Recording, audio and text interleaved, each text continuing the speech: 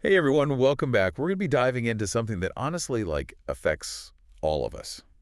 It's the link between mental workload and safety at work. Hmm. You sent in this really interesting research from Media Kesehatan Masyarakat Indonesia. Yeah. It's a public health journal, and it focuses on a study that was done at an Indonesian cargo handling company Okay. called PTX. Mm. And they were trying to figure out how mental strain impacts safety practices. Right. Have you ever had those days where your brain just feels completely fried Oh, yeah. and you wonder if you're even functioning safely? Totally. Well, that's exactly what we're going to be unpacking today. Yeah, it's such a relevant topic. Yeah. And what's interesting here is that this company, PTX, hadn't really looked at this connection before. So this study is like a really valuable starting point for them. Okay, so we're talking cargo handling. Uh-huh. That's a physically demanding job. Yeah. I'm very picturing lots of heavy lifting, tight deadlines, all that kind of stuff. Exactly. And the researchers wanted to get a clear picture of what was going on. So they used a couple different tools to measure things. One is called NOSACQ-50. Okay. And that's basically a survey to gauge the overall safety climate. Like, how seriously does everyone take safety? Right. The other tool they used is something called the NASA-TLX. Ooh, NASA. And yeah, it was actually initially developed by NASA to measure mental workload in astronauts. But it's been adapted for all sorts of different jobs, and it helps us understand how different tasks, put a strain on our brains. So one tool for the overall safety vibe Right? and one for how our brains are handling the actual workload. Exactly. This study was done with 30 workers in the field at PTX. Mhm. What jumped out at you from the findings? Well, on the NOSACQ-50, PTX scored highest on what's called learning, communication safety, and trust and safety competencies. Basically, workers felt good about talking about safety, learning from each other, trusting their colleagues to work safely. Sounds like a pretty positive environment, right? Yeah, definitely. But there's always a but, right? Right. They scored the lowest on safety priority of workers and the non-tolerance of the risk of harm. Ooh, what does that mean? So it's like workers like the idea of safety, they talk about it, but are they actually putting safety above everything else when things get really busy? Oh, interesting. So it's like saying you're on a diet, but then sneak in that extra cookie. Uh-huh. Exactly. So we've got this potential disconnect between valuing safety Yeah. and truly prioritizing it. Yeah. What about the mental workload side of things? Were there any surprises there? Actually, yes. The NAS-TLX, it looks at things like mental demand, physical demand, time pressure, even frustration levels. You'd think in a physically intense job like this, the mental demand score would be through the roof, but it wasn't. Wait, really? So what was the highest score? Physical demand, it was off the charts. Wow. And it makes you think, even if the mental tasks aren't super complex, being physically exhausted has got to have some impact on your brain power, you Yeah. know? Oh, totally. It's like after I move apartments, my brain is mush, even though I wasn't, you know, solving complex equations, just lifting boxes. Exactly. And this study pointed out that some tasks at PTX involve, lots of pulling, pushing, twisting. All that physical exertion can make it harder to think clearly and make safe choices, especially when the job has such high stakes. So we've got workers who may not always prioritize safety in practice, and they're physically wiped out. What happens when we connect those dots? Well, the study found a strong correlation between all 7 dimensions of that safety climate we talked about and the mental workload scores from the NASA-TLX. Hmm.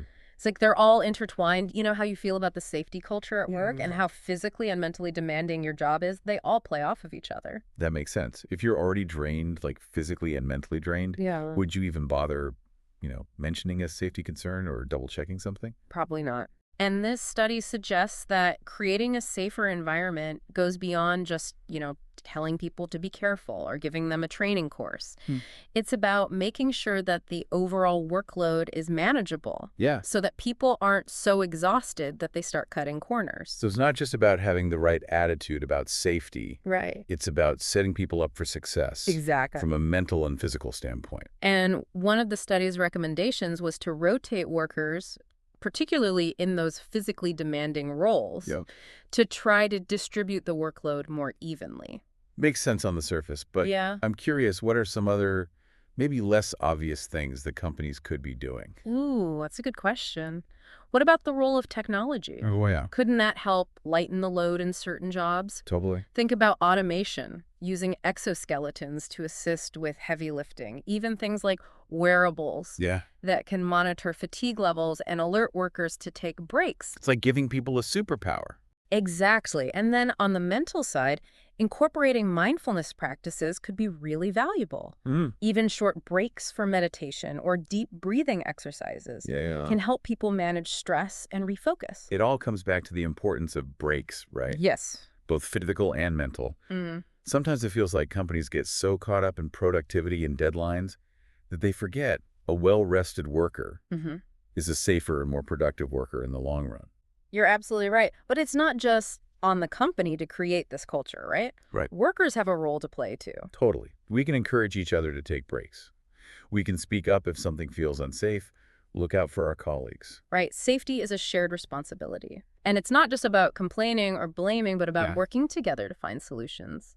What are some ways you think that companies can bridge that gap we talked about earlier between valuing safety and actually prioritizing it in the day-to-day work? Well, for starters, leadership has to walk the walk.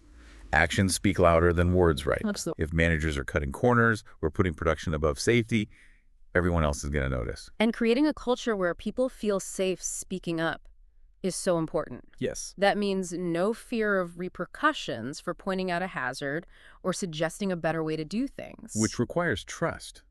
Mm. People need to know that their concerns will be taken seriously and addressed promptly. What are some concrete steps companies can take to build that kind of trust? Open communication is a big one. Regular safety meetings, toolbox, talks, even a safety-focused newsletter. Yeah. All of these can help keep safety top of mind. And it can't just be, boring lectures or generic PowerPoints, right? Right. Make it engaging. Tie it into real-world scenarios. Mm-hmm. Use interactive exercises, maybe even some friendly competition Yeah. to get people involved. Exactly. Make it relevant, make it fun, and make it clear that everyone has a voice in creating a safe work environment. So it's bigger than just rules and procedures. Yeah. It's about creating a culture where safety is truly integrated into every aspect of the job. You nailed it. It's a value, not just a box to check. So let's bring this back to our listener for a second. This research focused on a cargo handling company. Mm-hmm. But these issues are everywhere, right? Oh, yeah.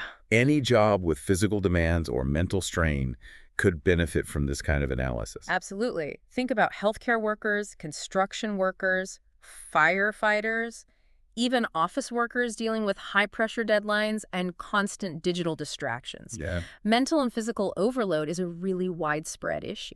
It's so easy to get caught up in that go, go, go mentality Yeah. and not even realize how much of a toll it's taking.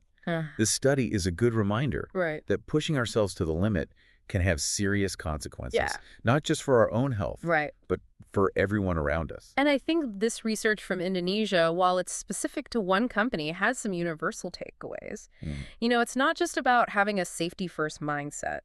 It's about recognizing that mental and physical overload can sometimes make that mindset almost impossible to maintain. It's like trying to bake a cake while running a marathon.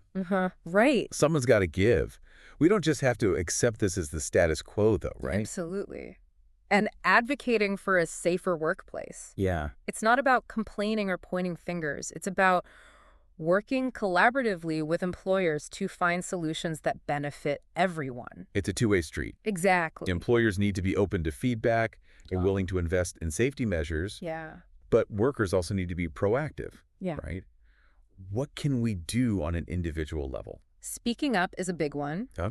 Notice a potential hazard, say something, Yeah. encourage a colleague to take a break. Hmm. Even just modeling safe work practices can influence those around you. You don't have to be in a management position to make a difference. So it's about creating a culture of looking out for each other, not just ourselves. Exactly. Safety is everyone's responsibility, and we all have a role to play. This deep dive has definitely given me a lot to think about. Yeah.